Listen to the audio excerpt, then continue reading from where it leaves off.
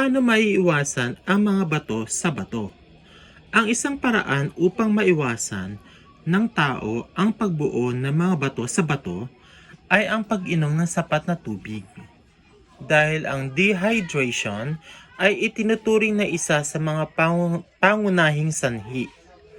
Tinutulungan ng tubig na matunaw ang mga sangkap sa ihi na humahantong sa mga bato sa bato. Dapat mo ring bantayan ang iyong paggamit ng sodium o salt.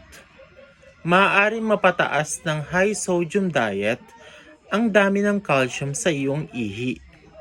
Kapag ang calcium ay pinagsama sa oxalate o phosphorus, lumilikha ito ng mga bato sa bato. Panatilihin ang iyong paggamit ng sodium sa hindi hihigit sa 2,300 milligrams sa isang araw.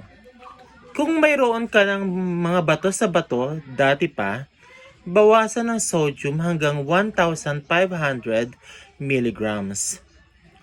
Makakatulong din ang paglimita ng protina mula sa karne ng mga hayop. Ang sobrang protina ng hayop tulad ng pulang karne, manok, itlog, at pagkaing dagat ay nagpapataas ng dami ng uric acid sa ating katawan. Ang uric acid ay isa pang salarin ng bato sa bato.